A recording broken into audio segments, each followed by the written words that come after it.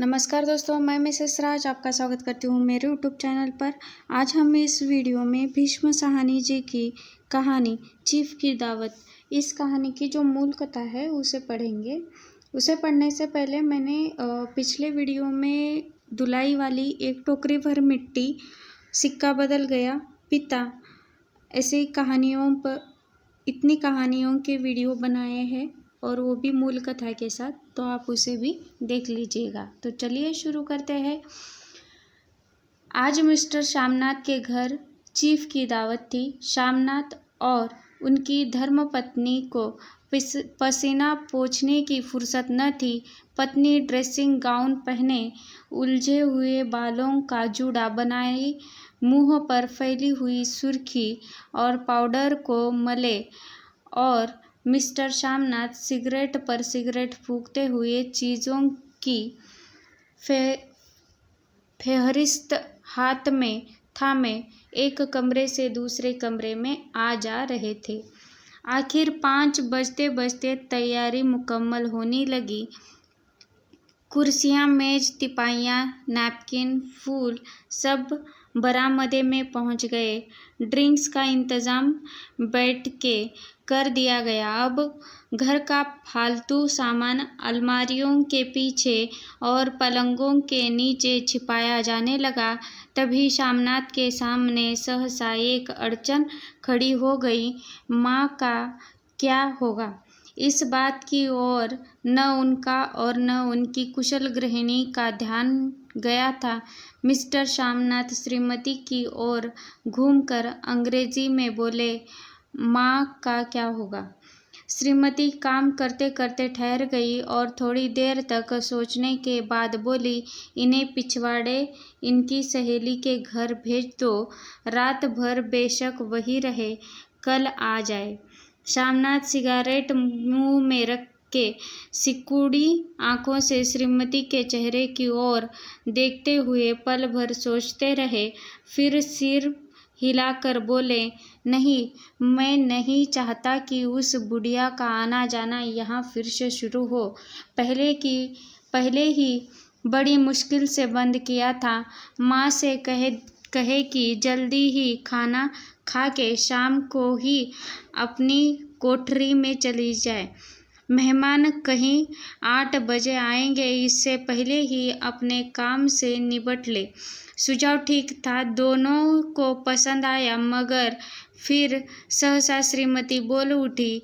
जो वह सो गई और नींद में खर्राटे लेने लगी, तो साथ ही तो बरामदा है जहाँ लोग खाना खाएंगे, तो इन्हें कह देंगे कि अंदर से दरवाज़ा बंद कर ले, मैं बाहर से ताला लगा दूं, या माँ को कह देता हूँ कि अंदर जाकर सोए नहीं, बैठी रहे। और क्या, और जो सो गई तो डिनर का क्या मालूम कब तक चले। 11 बजे तक तो तुम ड्रिंक ही करते रहते हो। श्यामनाथ कुछ खींच उठे, हाथ झटकते हुए बोले, अच्छी भली यह भाई के पास जा रही थी, तुमने यूं ही खुद अच्छा बनने के लिए बीच में टांग अड़ा दी। वाह, तुम माँ और बेटे की बातों में मैं क्यों बुरी बनूं, तुम जानो और वह जाने। मिस्टर श्यामनाथ चुप रहे। यह मौका बहस का न था, समस्या का हल ढूंढने का था। उन्होंने घूमकर माँ की कोठरी की ओर देखा और कोठरी का दरवाज़ा बरामदे में खुलता था। बरामदे की ओर देखते हुए झट से बोले, मैं सोच लिया है, और उन्हीं कदमों माँ की कोठरी के बाहर जा खड़े हुए। माँ दीवार के साथ एक चौकी पर बैठी, दुपट्टे में मुंह सिर लपटे माला जप रही थी। सुबह से तैयारी होती देखते हुए माँ का भी दिल धड़क रहा था। बेटे के दफ्तर का बड़ा साहब घर पर आ रहा है, सारा काम सुबीते से चल जाए। माँ, आज तुम खाना जल्दी खा लेना, मेहमान लोग 7:30 बजे आ जाएंगे। माँ ने धीरे से मुंह पर से दुपट्टा हटाया और बेटे को देखते हुए कहा, आज मुझे खाना नहीं खाना है। बेटा, तुम जो जानते हो, मांस मछली बने तो मैं कुछ नहीं खाती। जैसे भी हो, आप अपने काम से जल्दी निपट लेना। अच्छा बेटा। और माँ, हम लोग पहले बैठक में बैठेंगे। उतनी देर तुम यहाँ बरामदे में बैठना। फिर जब हम यहाँ आ जाए तो तुम गुसल खाने में रास्ते बैठक में चली जाना। माँ अवाक बेटे का चेहरा देखने लगी, फिर धीरे से बोली, अच्छा बेटा। और माँ, आज जल्दी सो नहीं जाना, तुम्हारे खर्राटों की आवाज़ दूर तक जाती है। माँ लज्जित सी आवाज़ में बोली, क्या करूँ बेटा, मेरे बस की बात नहीं है। जब से बीमारी से उठी हूँ, नाक से सांस नहीं ले सकती। मिस्टर श्यामनाथ ने इंतज़ाम तो कर दिया, फिर भी उनकी उधेड़ बुन खत्म नहीं हुई। जो चीफ की अचानक उधर आ निकला तो 8-10 मेहमान होंगे, देसी अफसर, उनकी स्त्रियां होंगी। कोई भी गुसलखाने की तरफ जा सकता है। क्षोभ और क्रोध में वह झुंझलाने लगे। एक कुर्सी को उठाकर बरामदे में कोठरी के बाहर रखते हुए बोले, आओ माँ, इस पर जरा बैठो तो। माँ माला संभालती, पल्ला ठीक करती उठी और धीरे से कुर्सी पर आकर बैठ गई। यूं ही नहीं माँ, टांगे ऊपर चढ़ाकर नहीं बैठते, यह खाट नहीं है। माँ ने टांगे नीचे उतार ली। और खुद के वास्ते नंगे पांव नहीं घूमना, न ही वह खड़ाऊ पहनकर सामने आना। किसी दिन तुम्हारी यह खड़ाऊ उठाकर मैं बाहर फेंक दूंगा। माँ चुप रहिए। कपड़े कौन से पहनोगे माँ? जो है वही पहनूंगी बेटा, जो कहो पहन लो। मिस्टर श्यामनाथ सिगारेट मुंह में रखे, फिर अधखुली आंखों से माँ की ओर देखने लगे और माँ के कपड़ों की सोचने लगे। श्यामनाथ हर बात में तरतीब चाहते थे। घर का सब संचालन उनके अपने हाथों में था और खूंटियाँ कमरों में कहाँ लगाई जाए, बिस्तर कहाँ पर बिछे, किस रंग के पर्दे लगाए जाए, श्रीमती कौन सी साड़ी पहने, मेज किस साइज की हो। श्यामनाथ को चिंता थी कि अगर चीफ का साक्षात माँ से हो गया तो कहीं लज्जित नहीं होना पड़े। माँ को सिर से पांव तक देखते हुए बोले, तुम सफ़ेद कमीज और सफ़ेद सलवार पहन लो माँ। पहन के आओ तो ज़रा देखेंगे। माँ धीरे से उठी और अपनी कोठरी में कपड़े पहनने चली गई। यहाँ माँ का झमेला ही रह गया। उन्होंने फिर अंग्रेजी में अपनी स्त्री से कहा, कोई ढंग की बात हो तो भी कोई कहे, अगर कहीं कोई उल्टी सीधी बात हो गई, चीफ को बुरा लगा तो सारा मजा जाता रहेगा। माँ सफ़ेद कमीज और सफ़ेद सलवार पहनकर बाहर निकली और छोटा सा कद, सफ़ेद कपड़ों में लिपटा छोटा सा सूखा हुआ शरीर, धुंधली आंखें, केवल सिर के आधे झड़े हुए बाल पल्ले की ओट में छिप पाए थे। पहले से कुछ ही कम कुरूप नजर आ रही थी। चलो ठीक है, कोई चूड़ियाँ वूड़ियाँ हो तो वह भी पहन लो, कोई हर्ज नहीं। चूड़ियाँ कहाँ से ले आऊँ बेटा?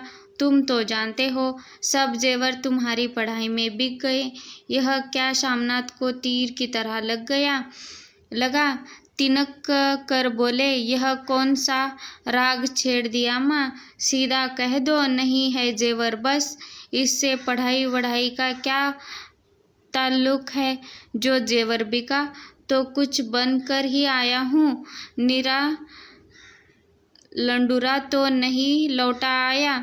जितना दिया था उससे दूना ले लेना। मेरी जीभ जल जाए बेटा, तुमसे जेवर लूँगी मेरे मुंह से यूं ही निकल गया।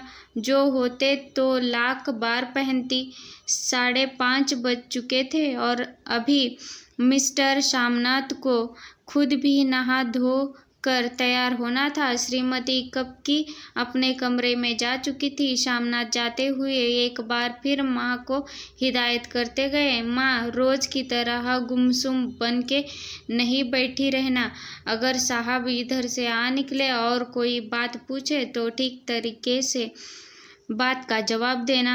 मैं न पढ़ी न लिखी बेटा, मैं क्या बात करूँगी। तुम कह देना माँ अनपढ़ है, कुछ जानती समझती नहीं, वह नहीं पूछेगा। 7 बजते बजते माँ का दिल धक धक करने लगा। अगर चीफ सामने आ गए और उसने कुछ पूछा तो वह क्या जवाब देगी। अंग्रेज को तो दूर से ही देखकर घबरा उठती थी।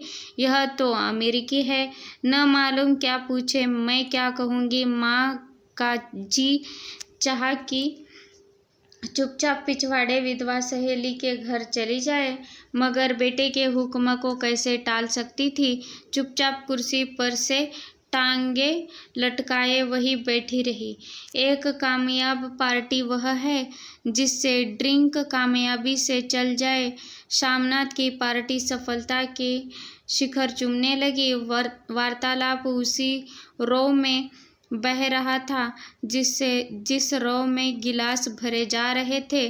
कहीं कोई रुकावट न थी, कोई अड़चन न थी। साहब को विस्की पसंद आई थी, मेम साहब को पर्दे पसंद आए थे, सोफ़ा कवर का डिज़ाइन पसंद आया था, कमरे की सजावट पसंद आई थी।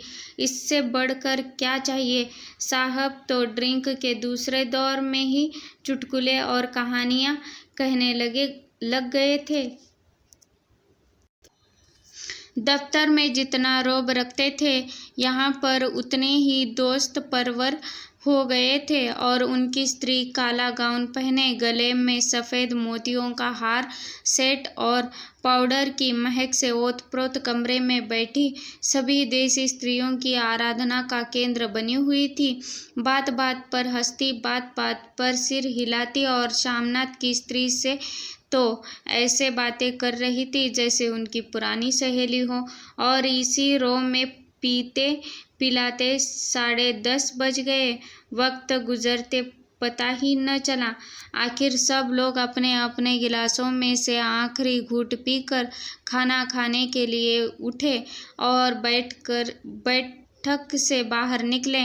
आगे आगे शामनाथ रास्ता दिखाते हुए, पीछे चीफ और दूसरे मेहमान। बरामदे में पहुंचते ही शामनाथ सहसा ठिठक गए। जो दृश्य उन्होंने देखा उससे उनकी टांगें लड़खड़ा गई और क्षण भर में सारा नशा हिरन होने लगा। बरामदे में ऐन कोठरी के बाहर माँ अपनी कुर्सी पर ज्यों की त्यों बैठी थी, मगर दोनों पांव कुर्सी की सीट पर रखे हुए और सिर दाएं से बाएं और बाएं से दाएं झूल रहा था और मुंह में से लगातार गहरे खर्राटे की आवाजें आ रही थी। जब सिर कुछ देर के लिए टेढ़ा होकर एक तरफ को थम जाता तो खर्राटे और भी गहरे हो उठते और फिर जब झटके से नींद टूटी तो सिर फिर दाएं से बाएं झूलने लगता। पल्ला सिर पर से खिसक आया था और माँ के झरे हुए बाल आधे गंजेपन सिर पर अस्त-व्यस्त बिखर रहे थे। देखते ही शामनाथ क्रुद्ध हो उठे और जी चाहा कि माँ को धक्का देकर उठा दे और उन्हें कोठरी में धकेल दे, मगर ऐसा करना संभव न था। चीफ और बाकी मेहमान पास खड़े थे। माँ को देखते ही देसी अफसरों की कुछ स्त्रियां हंस दी कि इतने में चीफ ने धीरे से कहा, पुअर डियर। माँ हड़बड़ा से उठ बैठी। सामने खड़े इतने लोगों को देखकर ऐसी घबराई कि कुछ कहते न बना। झट से पल्ला सिर पर रखती हुई खड़ी हो गई और जमीन को देखने लगी। उनके पांव लड़खड़ाने लगे और हाथों की उंगलियां थर-थर कांपने लगी। माँ, तुम जाके सो जाओ, तुम क्यों इतनी देर तक जाग रही थी? और खिसकाई हुई नजरों से शामनाथ चीफ के मुंह की ओर देखने लगे। चीफ के चेहरे पर मुस्कुराहट थी। वही खड़े खड़े बोले, नमस्ते। माँ ने झिझकते हुए अपने सिमटते हुए दोनों हाथ जोड़े, मगर एक हाथ दुपट्टे के अंदर माला को पकड़े हुए था, दूसरा बाहर। ठीक तरह से नमस्ते भी न कर पाई। शामनाथ इस पर भी खिन्न हो उठे। इतने में चीफ ने अपना दायां हाथ मिलाने के लिए माँ के आगे किया। माँ और भी घबरा उठी। माँ, हाथ मिलाओ।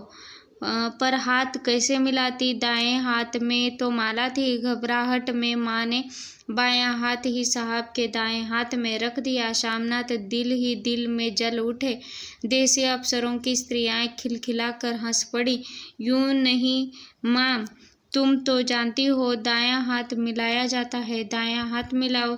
मगर तब चीफ माँ का बायां हाथ ही बार बार हिलाकर कह रहे थे, हाउ डू यू डू। कहो माँ, मैं ठीक हूँ, खैरियत से हूँ। माँ कुछ बड़बड़ाई। माँ कहती है, मैं ठीक हूँ। कहो माँ, हाउ डू यू डू। माँ धीरे से सकुचाते हुए बोली, हाउ डू डू। एक बार फिर कहा उठा। वातावरण हल्का होने लगा। साहब ने स्थिति संभाल ली थी।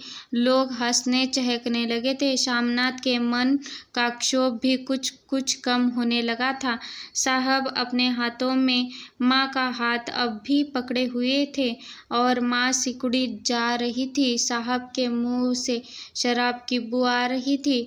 शामनाथ अंग्रेजी में बोले, मेरे माँ गांव की रहने वाली है, उम्र भर गांव में रही है, इसलिए आपसे लजाती है। साहब इस पर खुश नजर आए।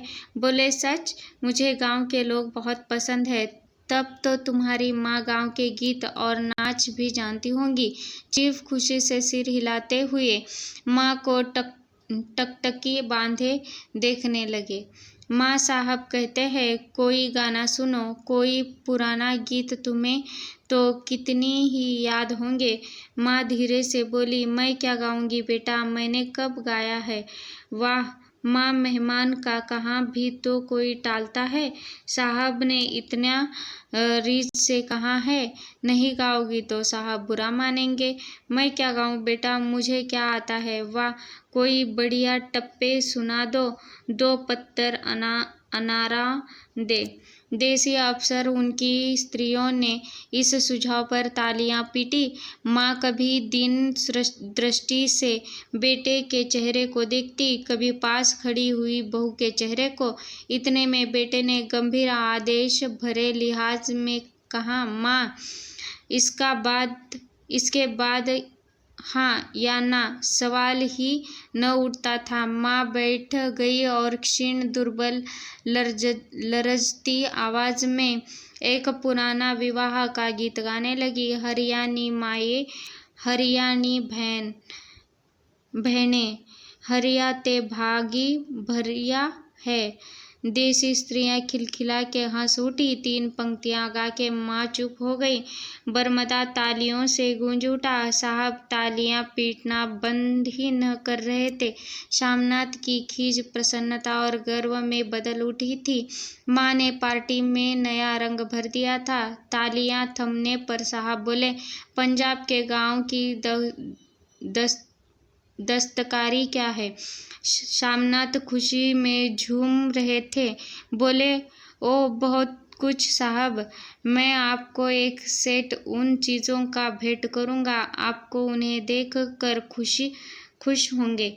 मगर साहब ने सिर हिलाकर अंग्रेजी में फिर पूछा, नहीं, मैं दुकानों की चीज़ें नहीं मांगता। पंजाबियों के घरों में क्या बनता है, औरतें खुद क्या बनाती है।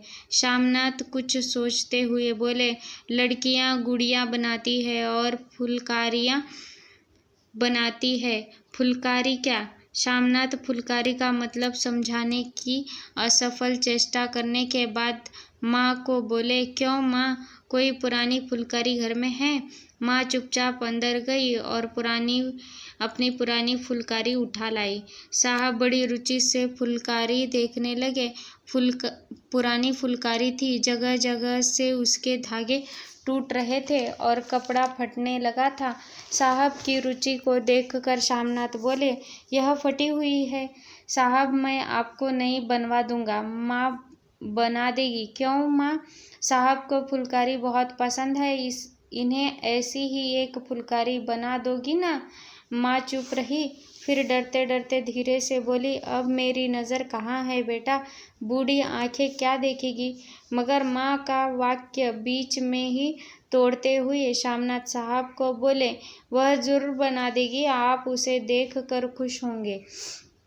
साहब ने सिर हिलाया, धन्यवाद किया और हल्के हल्के झूमते हुए खाने की मेज की ओर बढ़ गए। बाकी मेहमान भी उनके पीछे पीछे हो लिए। जब मेहमान बैठ गए और माँ पर से सबकी आंखें हट गई तो माँ धीरे से कुर्सी पर से उठी और सबसे नजरें बचाती हुई अपनी कोठरी में चली गई। मगर कोठरी में बैठने की देर थी कि आंखों में छल छल आंसू बहने लगे। वह दुपट्टे से बार बार उन्हें पोंछती, वह बार बार उमड़ आते, वैसे जैसे बरसों का बांध तोड़कर उमड़ आए हो। माँ ने बहुतेरा दिल को समझाया, हाथ जोड़े, भगवान का नाम लिया, बेटे के चिरायु होने की प्रार्थना की, बार बार आंखें बंद की, मगर आंसू बरसात के पानी की तरह जैसे थमने में ही न आते थे।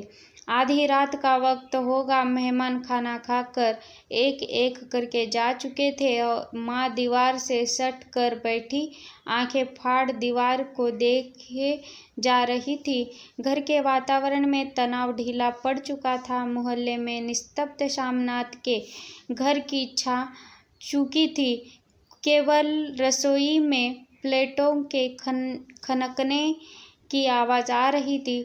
तभी सहसा माँ की कोठरी का दरवाज़ा जोर से खटकने लगा। माँ, दरवाज़ा खोलो। माँ का दिल बैठ गया, हड़बड़ा कर उठ बैठी। क्या मुझसे फिर कोई भूल हो गई? माँ कितनी देर से अपने आप को कोस रही थी कि क्यों उन्हें नींद आ गई, क्यों वह ऊँघने लगी। क्या बेटे ने अभी तक क्षमा नहीं किया?